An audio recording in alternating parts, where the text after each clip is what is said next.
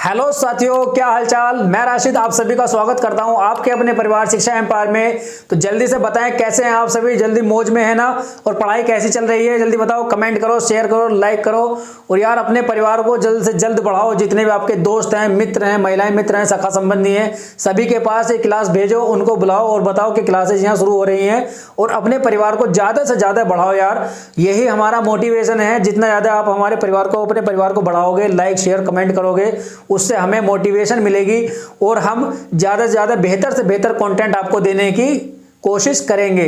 तो जल्दी बढ़ाओ जरा। इतने में शुरू कर रहा हूं क्लास को, जल्दी शेयर करके आओ जरा, जाओ जल्दी जाओ, ठीक है जल्दी जाओ। तो शुरू करते हैं आज अपना हम एक नया चैप्टर। बहुत ही इंपॉर्टेंट चैप्टर है, इससे क्वेश्चन आते ही आते हैं, इससे क्वेश्चन आता ही है। तो नया चैप्टर है हमारा अलंकार का। क्या? अलंकार। तो अलंकार है क्या? अलंकार काव्य शास्त्र का ही एक भाग है, ठीक है। तो काव्य शास्त्र भी हम थोड़ा जान लेते हैं। काव्य शास्त्र क्या है? कोई भी ऐसी पंक्तियां जिनमें रस हो और भावों को व्यक्त करती हो। ऐसी पंक्तियां जिनमें रस हो और भावों को व्यक्त करती हो तथा अलंकृत भी हो, वह अलंकृत भी हो या उनके अंदर अलंकार भी हो, तो क्या है? वो काव्य कहलाता है, वो काव्य शास्त्र कहलाता है। या यूं कहें कि जो सुशोभित हो, शोभा बढ़ाती हो और क्रमयति में भावों को प्रकट करती हो, क्रमयति में भावों को प्रकट करती हो, वो काव्य कहलाती हैं, ठीक है। काव्य के 3 भेद होते हैं। हम यहां शुरू करते हैं अलंकार।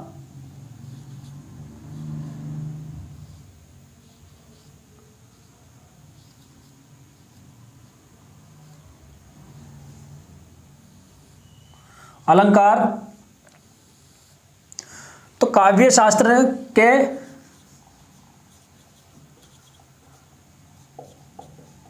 अलंकार भी काव्य शास्त्र का भाग है। काव्य शास्त्र के 3 वेद होते हैं। अलंकार, रस,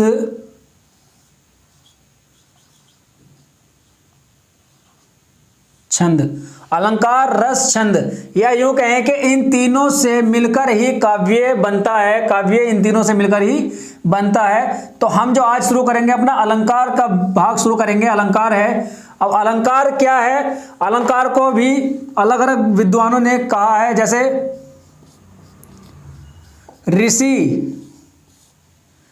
ऋषि दंडी क्या कहते हैं? ऋषि दंडी कहते हैं काव्य शोभारम अलंकार करोमि निच्छति। काव्य शोभारम अलंकार करोमि निच्छति। काव्य शोभारम अलंकार निच्छति। अलंकार करोमि।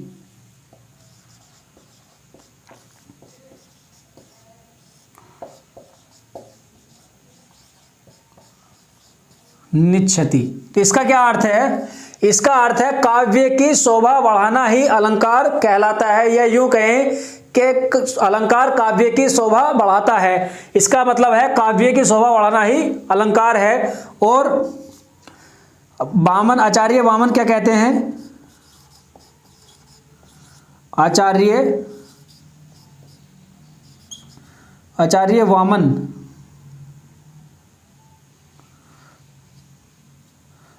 वामन कहते हैं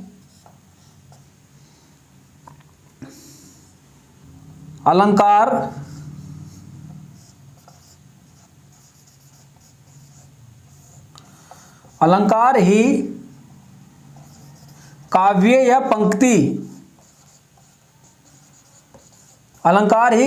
या पंक्ति की शोभा है। अलंकार ही काव्य या पंक्ति की शोभा है। कौन कहते हैं? आचार्य वामन कहते हैं। और एक नाम और आता है इसी में, आचार्य भामह। आचार्य भामा क्या कहते हैं कि जिस पंक्ति में जिस पंक्ति में शोभा नहीं होती, जिस पंक्ति में शोभा नहीं हो वह अलंकार नहीं हो सकती। जिस पंक्ति में शोभा नहीं हो वह अलंकार नहीं हो सकती। कौन कहता है? आचार्य वामन कहते हैं, आचार्य भामा कहते हैं। और आचार्य वामन क्या कहते हैं? अलंकार ही काव्य पंक्ति की शोभा है। और ऋषि दंडी, आचार्य दंडी कहते हैं काव्य शोभारम अलंकार करोमि निच्छति, या काव्य की शोभा बढ़ाना ही अलंकार कहलाता है। ये 3 परिभाषाएं हैं, जल्दी से इनको नोट करो, छाप लो जल्दी से, मैं मिटा रहा हूं। आगे देखते हैं अलंकार के भेद। तो अलंकार जो है, अलंकार 2 शब्दों से मिलकर बना होता है, अलम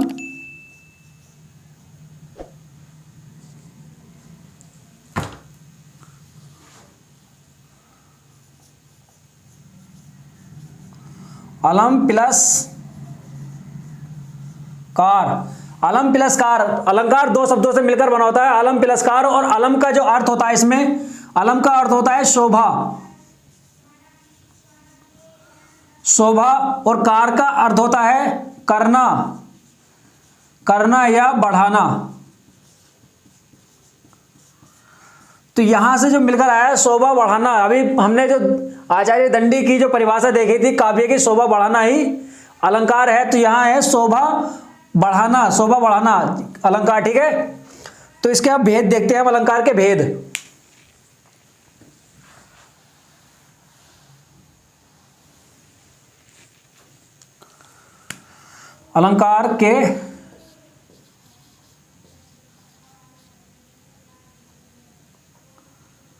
अलंकार के भेद। तो अलंकार के 3 भेद होते हैं।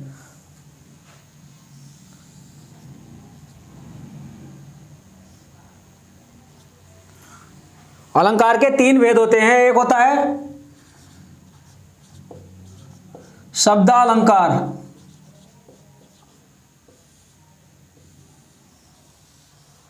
शब्दालंकार। दूसरा होता है अर्थालंकार,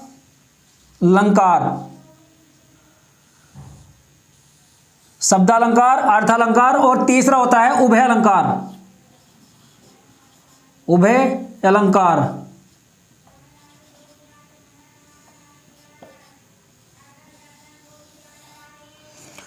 पहला शब्दालंकार, दूसरा अर्थालंकार, तीसरा उभय अलंकार। तो इसमें एक चीज और है, जो हमारे व्याकरण के, हिंदी व्याकरण के जो जन्मकर्ता माने जाते हैं, कौन? पंडित कामता प्रसाद गुरु। उन्होंने जो कह दिया वो व्याकरण के लिए अटल है। तो इसके लिए कहते हैं वो कि अलंकार के 2 भेद होते हैं। मुख्य 2 भेद होते हैं, ठीक है। तो यहां मुख्य 2 माने गए हैं, और जो कुल भेद होते हैं, कुल भेद 3 होते हैं। कामता प्रसाद गुरु कहते हैं कि 2 भेद होते हैं, ठीक है। कौन? कामता प्रसाद गुरु कहते हैं अलंकार के 2 भेद होते हैं। कौन से? पहला और दूसरा, शब्दालंकार और अर्थालंकार, ठीक है। तो इसीलिए हम पढ़ेंगे भी इन दोनों को ही, हम पढ़ेंगे, उसे नहीं पढ़ेंगे, ठीक है। तो अब इसमें आते हैं, शब्दालंकार के भी 5 भेद होते हैं। शब्द अलंकार के भी 5 भेद होते हैं। पहला अनुप्रास अलंकार, अनुप्रास। दूसरा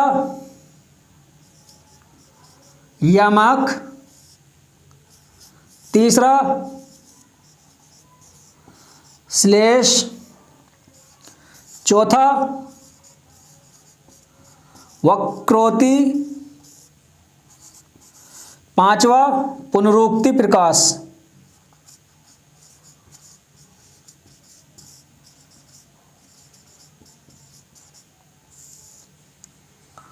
अनुप्रास अलंकार,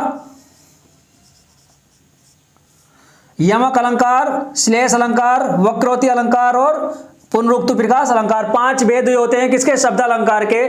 और यहां देखें तो यहां लगभग 100 भेद देखने को मिलते हैं। कितने? 100 भेद। लेकिन आचार्य भामा क्या कहते हैं? आचार्य भामा कहते हैं कि अलंकार के, अर्थ अलंकार के 120 भेद देखने को मिलते हैं। 120। कौन कहता है? भामा। ठीक है, 120 भेद यहां देखने को मिलते हैं। तो हम अब शुरू करते हैं अपना, पहले शब्द अलंकार का ही शुरू करेंगे और शब्द अलंकार में अनुप्रास अलंकार पहले शुरू करेंगे हम। अर्थ अलंकार में कौन कौन से आते हैं पता है? उपमा अलंकार, उत्प्रेक्षा अलंकार, अनुप्रास अलंकार, ये विभावना अलंकार, व्यतिरेक अलंकार, ये सब इसमें आते हैं। किसमें? अर्थ अलंकार में।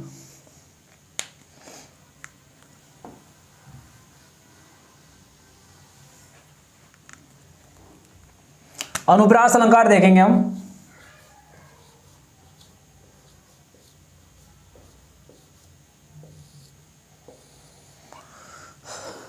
अनुप्रास अलंकार, अनुप्रास अलंकार वह होता है कि जिसमें जिन पंक्तियों में वर्णों की आवृत्ति देखने को मिलती है, जिन पंक्तियों में वर्णों की आवृत्ति या पुनरावृत्ति या रिपीटेशन देखने को मिलता है, वहां अनुप्रास अलंकार होता है।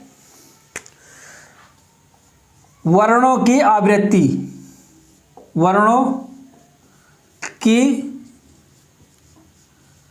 आवृत्ति या पुनरावृत्ति, ठीक है, वर्णों की आवृत्ति या पुनरावृत्ति देखने को मिलती है। जैसे एक पंक्ति है, चारु चंद्र की चंचल किरणें खेल रही थी जल थल में। चारु चंद्र की चंचल किरणें खेल रही थी जल थल में। तो इसमें क्या है? चा वर्ण की आवृत्ति हो रही है। जैसे चा, चारु में चा, चंद्र में चा और चंचल में 2 चा हैं। ठीक है, चारु चंद्र की चंचल किरणें खेल रही थी जल थल में। तो इसमें हमारा अनुप्रास अलंकार है। एक पंक्ति और है इसमें, जैसे छोरटी है, छोरटी है, गोरटी है या चोरटी है। छोरटी है, गोरटी है या चोरटी है अहीर की।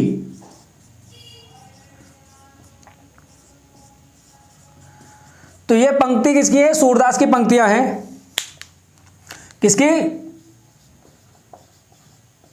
सूरदास जी की पंक्तियां हैं। कहां? ब्रिज भाषा में लिखी गई हैं, ब्रिज भाषा में लिखी हुई हैं।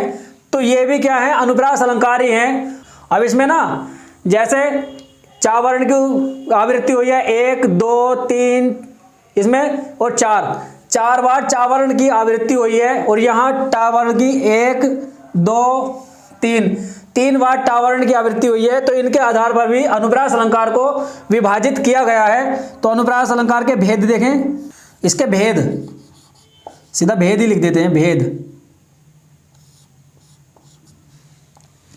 इसके 5 भेद होते हैं। अनुप्रास अलंकार के भी 5 भेद होते हैं। कौन कौन से होते हैं? पहला भेद होता है छेकानुप्रास, छेकानुप्रास। दूसरा लाटानुप्रास, नहीं, दूसरा वृत्त्यानुप्रास,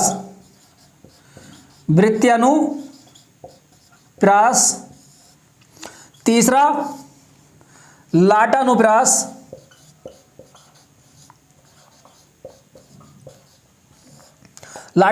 चौथा स्तृत्यानुप्रास,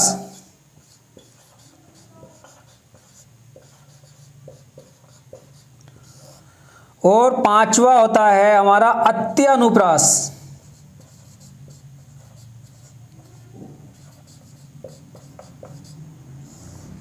छेकानुप्रास, वृत्त्यनुप्रास, लाटानुप्रास, तृतीयानुप्रास, अत्यनुप्रास, ये 5 भेद इसके होते हैं। किसके? अनुप्रास अलंकार के। इनसे भी अलग अलग सवाल आते हैं, तो हम देखते हैं वो कौन सा उदाहरण अनुप्रास अलंकार का है, वो किस अनुप्रास अलंकार में आता है। ठीक है, एक एक करके देखते हैं इनको।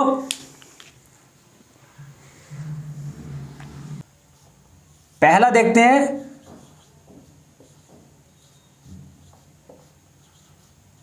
छेकानुप्रास।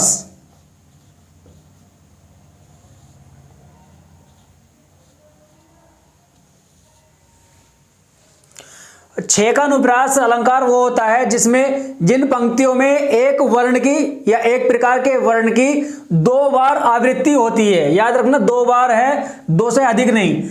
इसमें वर्ण की 2 बार, वर्ण की 2 बार आवृत्ति, वर्ण की 2 बार आवृत्ति होती है। जैसे इसका उदाहरण है, इस करुणा कलित हृदय में, इस करुणा कलित हृदय में। तो इसमें क्या है, का वर्ण की 2 बार आवृत्ति हो रही है, 1 बार का 2 बार, तो यहां 2 बार का वर्ण की आवृत्ति हो रही है, तो इसमें क्या है, छेकानुप्रास होगा। एक और देख लो उदाहरण इसका, चलित रलित, चलित रलित मन गायो,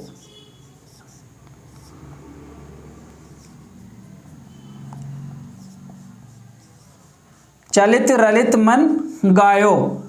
तो यहां देखो ता, और यहां भी लास्ट अंतिम में ता आ रहा है, चलित रलित मन गायो। तो यहां 2 बार ता वर्ण की आवृत्ति हो रही है, तो यहां भी क्या होगा, छेकानुप्रास होता है। ठीक है, अगला देखते हैं हम अपना दूसरा है भेद इसका, वृत्त्यनुप्रास। वृत्त्यनुप्रास, अब वृत्त्यनुप्रास क्या है, वृत्त्यनुप्रास इसमें किसी वर्ण की, वृत्त्यनुप्रास में किसी वर्ण की 2 से अधिक बार आवृत्ति होती है, या रिपीटेशन 2 से अधिक बार देखने को मिलता है। वर्ण की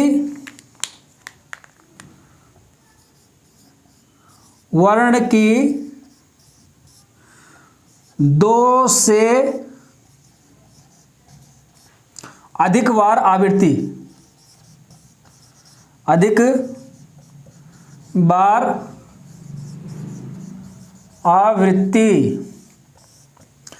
इसका जो उदाहरण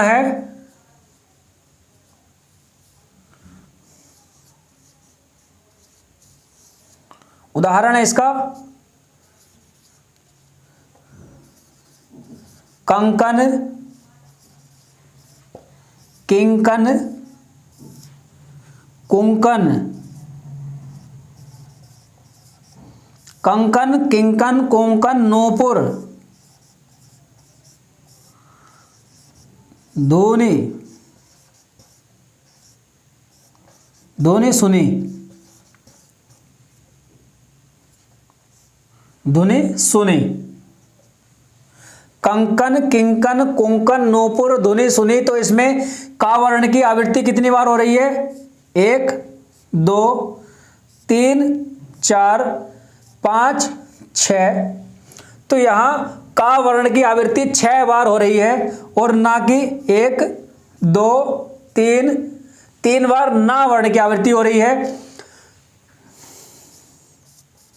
का 6 बार, ना 3 बार यहां आवृत्ति देखने को मिल रही है इसमें। तो यहां क्या होगा हमारा, वृत्त्यनुप्रास, क्योंकि वृत्त्यनुप्रास क्या कहता है, वर्ण की 2 से अधिक बार आवृत्ति देखने को मिलती है।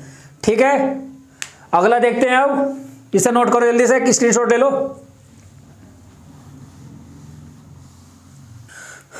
तीसरा बहुत लाटानुप्रास अलंकार। ये बहुत मोस्ट है, ये वाला सबसे ज़्यादा मोस्ट यही है। इसमें क्या है,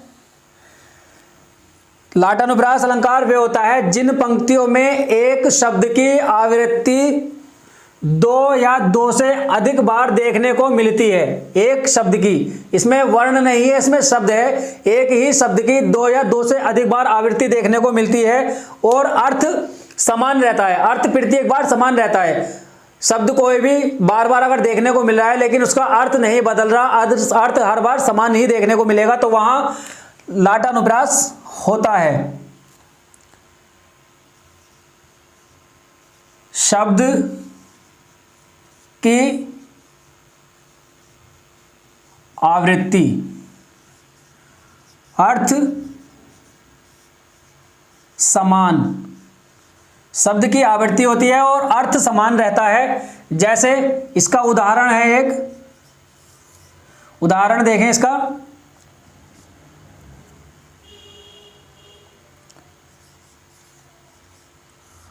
पूत पूत सपूत तो क्यों धन संचय। पूत सपूत तो क्यों धन संचय, पूत कपूत तो क्यों धन संचय।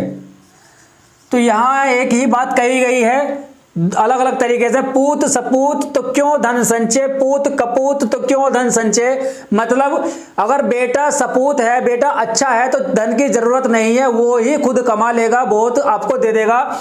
और यदि पूत कपूत है, पूत ही खराब है, बेटा खराब है, तो उसके लिए भी धन की आवश्यकता नहीं है, क्योंकि वो उसको भी उड़ा देगा, खत्म कर देगा। तो यहां पूत का दोनों जगह अर्थ समान ही रहा है, बेटा ही है यहां पर, ठीक है। तो यहां क्या कह रहा है लाटानुप्रास, शब्द की आवृत्ति होती है लेकिन अर्थ समान रहता है। यहां अर्थ नहीं बदला, इसका अर्थ हमेशा यहां समान ही रहा है, बेटा ही रहा है। अगला अपना देखते हैं हम। तो यहां लाटानुप्रास हमारा हो गया है। अब हम देखते हैं अपना चौथा कौन सा है, श्रुत्यानुप्रास।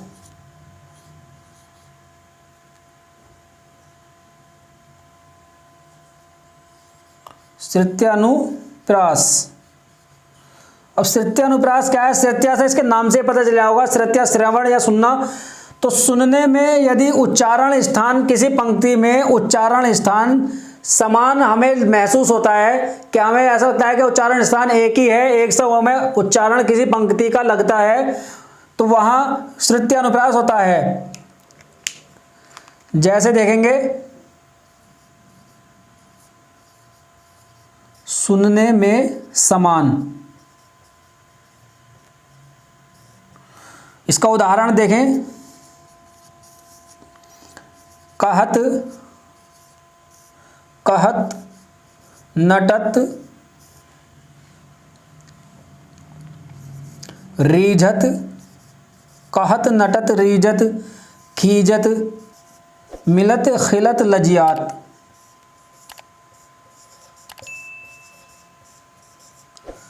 कहत नटत रीजत खीजत मिलत खिलत लजियात, भरे भवन में नैनन ही सो करे बात, नैनन से ही करे सो बात। तो यहाँ क्या है, हमें एक जैसा मिल रहा है, देखने को सुनने को मिल रहा है हमें यहाँ। जैसे कहत नटत रीजत खीजत मिलत खिलत लजियात, तो इसमें समान, हमारा उच्चारण समान ही है। जैसे ता वर्ण है, ता ता ता ता ता ता यहाँ, ठीक है। तो यहाँ उच्चारण स्थान क्या है, इसका उच्चारण स्थान इसका दंत होता है ना। तो वैसे ही है, कहत नटत रीजत खीजत मिलत खिलत लजियात, भरे भवन में नैनन ही से करे सोबात। ये किसकी पंक्तियां हैं, ये बिहारी जी की हैं, ये पंक्तियां बिहारी जी की, ठीक है। तो एक और रह गया हमारा, एक उदाहरण है एक और इसका। अब अगला देखते हैं। तो हमारा अंतिम अनुप्रास का भेद है पांचवा, कौन सा, अत्यानुप्रास।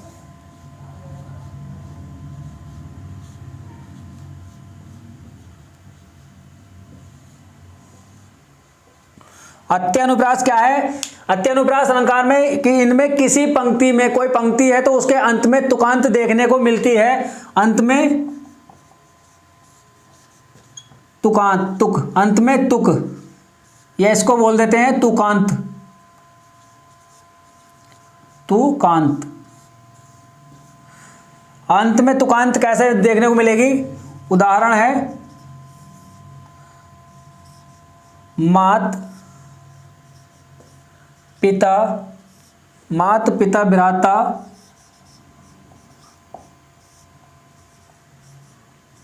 सब होई, मात पिता भ्राता सब होई, संकट में पूछता न कोई।